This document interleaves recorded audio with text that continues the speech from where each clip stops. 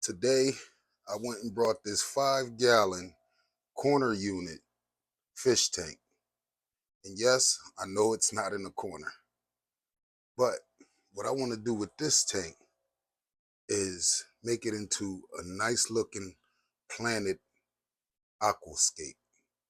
And what I want to do, use dirt from my backyard. And then I'm going to cap it off with a thick layer of sand and start aquascaping it. First thing I want to use came in the mail today.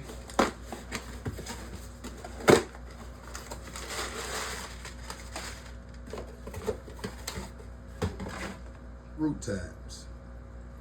So that's the first thing I'm going to put down. So let's pop this open. And what we're going to do is just crush them up, just like that,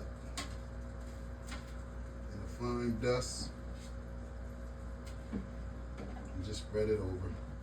All right, so now that we have all the root tabs down and crushed up, our next step is dirt.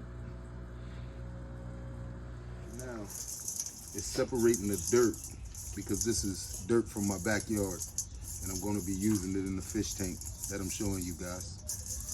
So I'm separating it because the dirt has a bunch of rocks in it, and I have permission from my wife to use the strainer. So as you can see, this is all 100% dirt. Thanks, baby. In your yard. And I know some people are going to say, well, you're going to get algae. Let me explain something to those people. A balanced aquarium with nice plant growth, yes, it will eventually get algae, but a balanced aquarium, the plants will overtake the algae. It will get algae, absolutely, but that's where my water changes come in until the plants get established. And once the plants are established, I don't really have to worry about algae as much.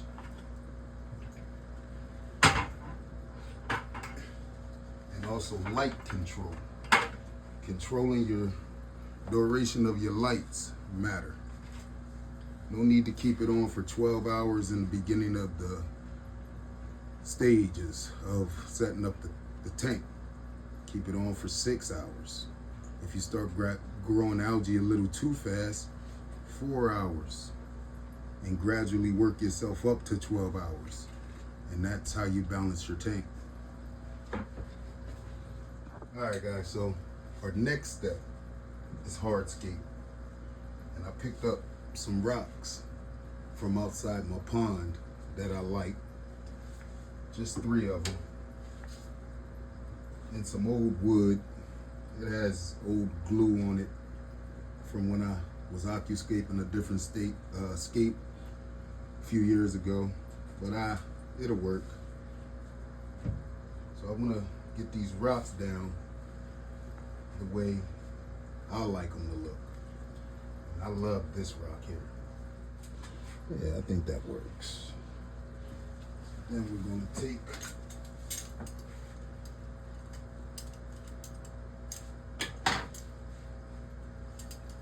aquascaping tool and get this stuff from the edge. All right, so now we have the root tabs down, we have the dirt down, and we have our hardscape placed.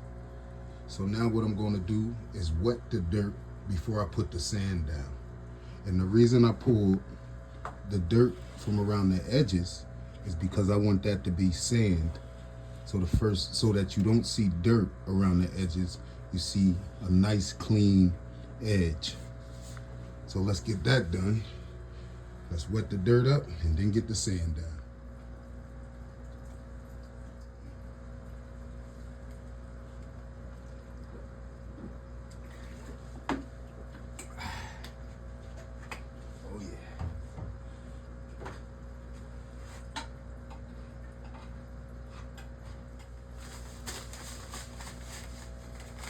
Just some cheap aquarium sand. Nothing fancy, about $5 a bag.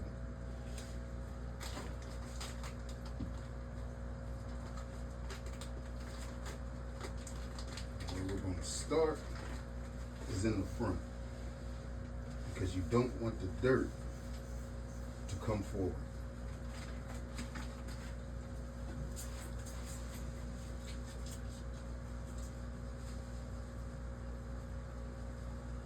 Now, I like to put water in the tank before I start planting. So let's get the tank filled with water, and I'll be right back. You want to use some type of plastic or plate or something when you're filling up water, as to not mix the dirt in with the sand. You see how the sand is not really bothered? Now all I have to do is really just get that front layer looking nice.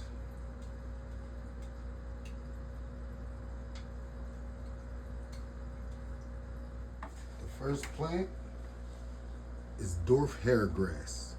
This is a 4-ground plant, meaning it goes in the front. If you plant it in the back, the taller plants will overshadow it. So make sure that you plant it in the front.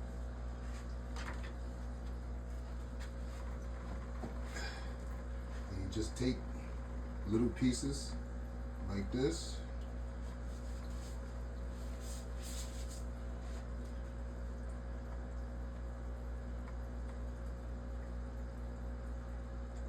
Get it down in there. Our next plant are cardinals. These plants can use CO2, but they also can grow without it, just very, very slowly. When they do grow and mature, they turn into a bush. And they're also a stem plant, so they grow high. So once they do start growing, you'll need to trim them. But what you can do with the trimmings is replant them to get more plants. And these plants are a background plant because they grow high. These plants are in their immersed stage, so they have to get used to being underwater to get to their submerged stage. And if you know about planted aquariums, you know what I'm talking about. If you're new to it, Google it. It's very important to know. When you plant them, leave them alone. Give them a chance to establish. You will have leaf loss. It's part of it.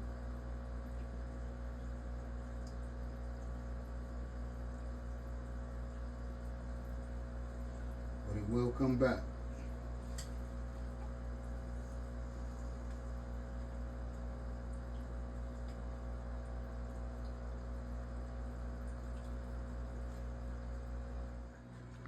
Alright guys, so this is the final results.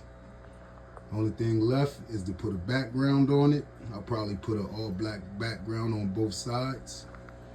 And that filter, you don't have to worry about it. That filter is already cycled. It's been running for a long time, and it's been running inside this tank. This is a beta tank. This is my rock tank. I do have a couple plants in there, but nothing serious. And this here is a tank that I planted about 2 weeks ago, and as you can see, the plants are starting to grow. There is some die off, but they're starting to grow.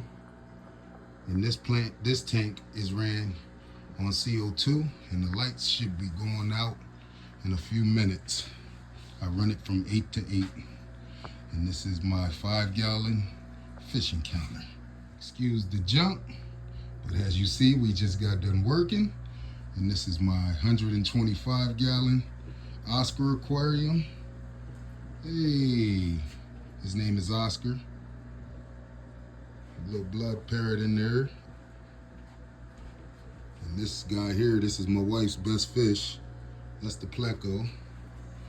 Then I have my angelfish aquarium, 60 tall. with 2 discus. I'm looking to get 4 more discus for this tank, and it'll be complete. Then I have my African cichlid tank. They're all in Buna, except for my red shoulder. And I have a hat in here. I don't remember the name of this hat.